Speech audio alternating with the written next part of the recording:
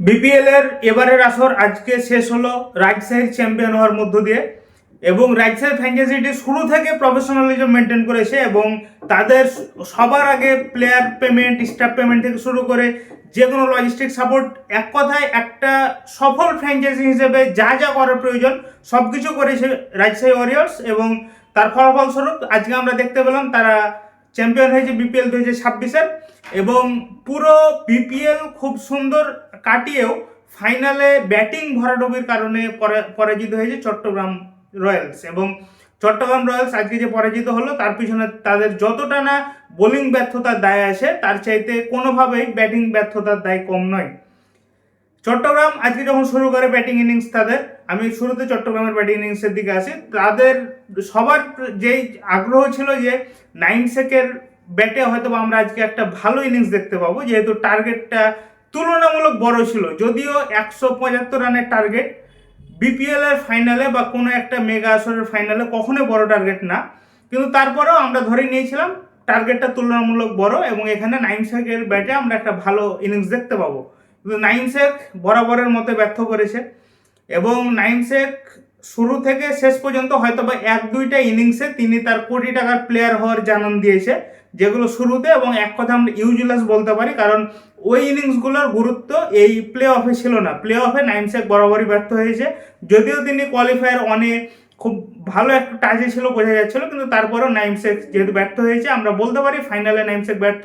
এবং নাইম শেখকে এত টাকা দিয়ে নেওয়ার যেই তার নামের প্রতি দিন সুবিচার করতে পারেননি, এটা খুব স্পষ্টভাবে বলাই যায়।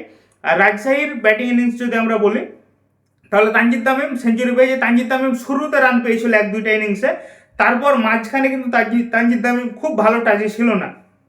আমরা রাজশাহী লিগ পর্বের ম্যাচগুলোর মাঝে যে ম্যাচগুলো ছিল, অর্থাৎ 4 থেকে 8 নাম্বার ম্যাচ পর্যন্ত, আমরা তানজিদ তামিমকে তার সেই পুরনো সন্ধ্যা দেখতে পাইনি। তানজিদ তামিম আর গড়পত্তা বাংলাদেশে আর যেরকম ব্যাটাররা ছিল বরাবরই ফেল করছিল, তানজিদ তামিমও ফেল করছিল।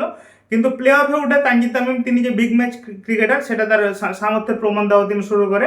এবং তানজিদ তামিম আজকে যদিও তার ইনিংসটা চান্সলেস ছিল না, তিনি ওখানে 54 রানে এবং 88 রানে 2বার লাইফ পেয়েছে। তারপরে লাইফ পাওয়ার পরেও সেই রানটাকে বড় রানে কনভার্ট করার যেই সুযোগটা, সেটা তানজিদ তামিম খুব ভালোভাবে লুফে নিয়েছে।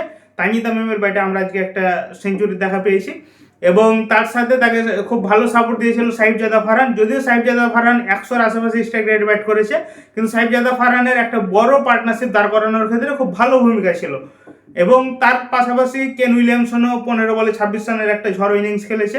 সব মিলিয়ে তাদের রানটা আরও বেশি হওয়ার কথা ছিল, 200 বা 200-র আশেপাশে ইজিলি রানটা যাইতো, কিন্তু মিডল ওভারে অর্থাৎ 7 থেকে 15 ওভারের ব্যর্থতায় তারা রানটাকে 175-এর বেশি নিয়ে যেতে পারেনি। এবং Sheikh Mahidi Hasan one of the best spinner আমরা যদি বলি বাংলাদেশের, শেখ মাহিদি হাসানের প্রতি আজকেও খুব ভালো এক্সপেকটেশন ছিল, কিন্তু শেখ মাহিদি হাসান তিনিও তার নামের প্রতি সুবিচার করতে পারেননি।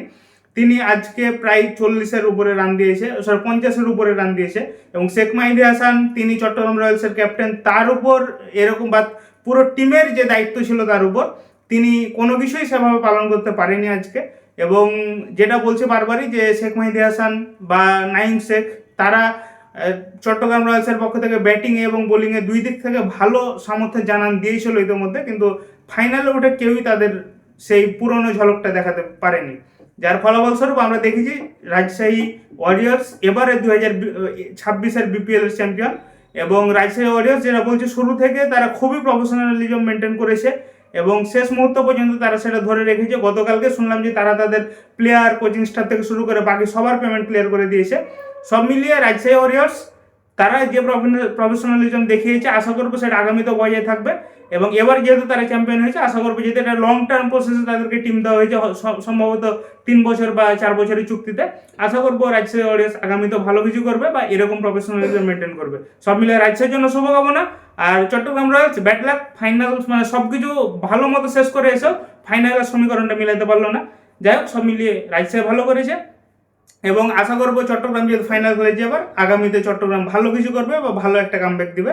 সব মিলিয়ে বিপিএল এর কোন প্লেয়ার কেমন করলো, কার প্রতি কেমন এক্সপেকটেশন ছিল, কে কেমন করলো, যেহেতু আমাদের বিশ্বকাপ খেলা হচ্ছে না, সেহেতু এগুলো নিয়ে আমরা ডিটেলস আলোচনা করতাম আগামী 2-3 দিন, কিন্তু যতটুকু সম্ভব আমরা চেষ্টা করবো এগুলো নিয়ে ডিটেলস আলোচনা করার। যেরকম আমরা তানজিম সাকিবের কথা বলতে পারি, তিনি পুরো আসর জুড়েই মলিন ছিল, 1-2টা ম্যাচ ব্যতীত।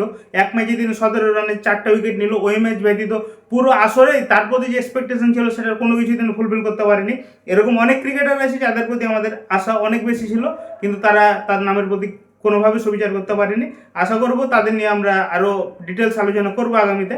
এবং যেহেতু বিশ্বকাপ খেলা হচ্ছে না, সেহেতু আমরা আগামীতে যে সময়টুকু পাবো ইনশাল্লাহ এগুলো বিচার বিশ্লেষণ করে আমরা হয়তোবা এই বিপিএল এর সময়টুকু কাটাবো, বা হয়তোবা বিপিএল এ নতুন আগামী বিশ্বকাপের সময়টাতে বিসিবি নতুন একটা ফ্র্যাঞ্চাইজি টুর্নামেন্ট নিয়ে আসতে পারে, সেগুলো নিয়ে আলাপ আলোচনা চলছে, ওগুলো নিয়ে ডিটেলস আলোচনা ইনশাল্লাহ আগামীতে আসবে। তো এই মিলিয়ে আজকে ছিল বিপিএল ফাইনাল এবং চ্যাম্পিয়ন হয়েছে রাজশাহী ওয়ারিয়র্স।